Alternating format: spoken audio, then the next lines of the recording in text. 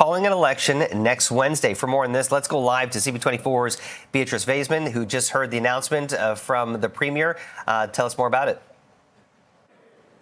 Jamie, I think a lot of us were kind of waiting to see the Premier dancing around the speculation about whether or not he'd be calling an election. We expected to hear the word "stay tuned."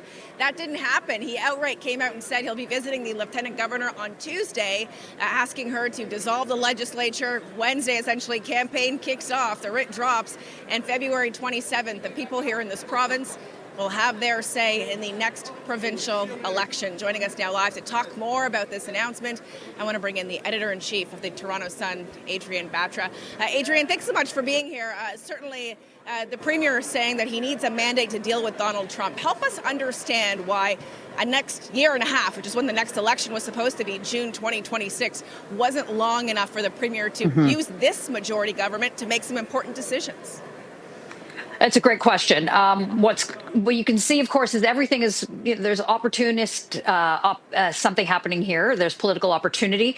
We certainly know that Premier Ford is very high in the polls, and I suspect, Beatrice, that come election day at the end of February, we're going to have a very similar seat count result that we saw in 2022. But we do have a massive looming threat of these the Trump tariffs that are coming February 1st, reportedly. But Premier Ford is going to be looking long term. Those tariffs, the effect of those tariffs financially on the economy in Ontario may not be felt right away, but right at the time in which he needs to go, he would have gone to the polls next year in 2026.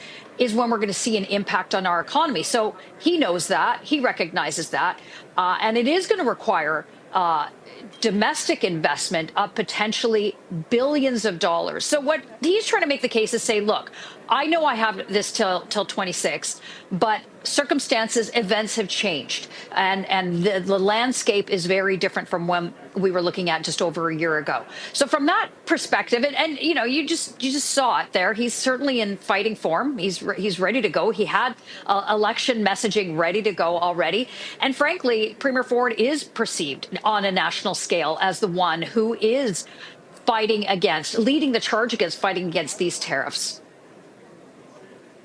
When you talk about opportunity here, Adrienne, and being an opportunist, how much do you think the Premier is capitalizing on the fact that on the federal level, there isn't really much leadership happening right now? So he's been Captain Canada on the networks. It hasn't been much of Justin Trudeau and his cabinet ministers. It's been Premier Doug Ford.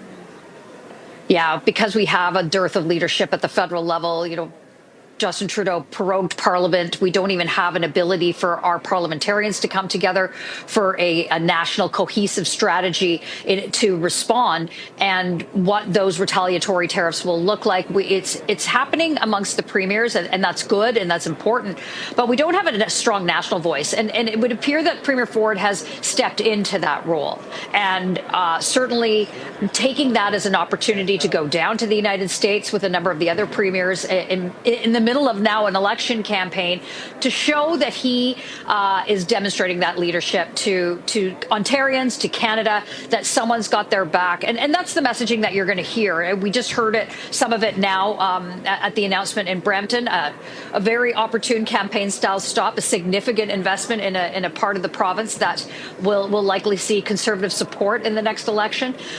So I think that there is definitely an argument to be made. Now, of course, from the NDP and Liberal side, Beatrice, they had said, look, we're behind you on whatever investments you need to make in order to buttress the Ontario economy and the adverse effect of tariffs. The NDP and the Liberals likely aren't as election ready as the PC party of Ontario is. So that's playing in their calculus as well. But certainly it's going to be an interesting election campaign, Beatrice, from the perspective of the first week Premier Ford's going to spend on the campaign trail answering why are we doing this, and then the next few weeks it's going to be talking about tariffs. I think we're going to see a low voter turnout and likely a return of a PC majority government. certainly a winter election is quite rare as well. Who do you think, Adrienne, and you know Doug Ford well, you know the Ford family well, who do you think Doug Ford perceives to be his biggest rival in this upcoming election? Because as you mentioned, the NDP and the Liberals, they've still got dozens and dozens of ridings across this province where they don't even have candidates yet. That's right. And that's a great question, because all you have to do is sort of listen to the language of the Premier himself, who he, I believe, perceives is his most significant political rival in this. And right now, it's President Donald Trump. Back home, it would be likely, I think, just based on what he said in that announcement, it would be the Liberal leader, Bonnie Crombie. We don't know where Bonnie Crombie is running yet, which is interesting. But nonetheless, I think that the PCs would perceive the Liberals as still the strongest in opposition. I mean, they governed this province for a very long time. They are in sort of political wilderness right now. But watch, Beatrice, where you see the quote attacks. And if it's more geared towards the Liberals, then that is the consideration that they would be the big political rival in this, and certainly not the NDP. Listen, I think it's going to be a really interesting 5 weeks for sure. Adrienne Batra, Editor-in-Chief of the Toronto Sun, thanks so much for your time. Great to be with you. You as well. So Jamie, again, just for our voters, if you're just tuning in, Premier Doug Ford's saying that an election is coming. Mark 2 dates on your calendar. Firstly, Wednesday, the writ's going to drop on the 29th, February 27th, in a rare winter election. Ontarians are going to cast their ballots and vote for their next Premier. Back to you. Thanks for that report, Beatrice.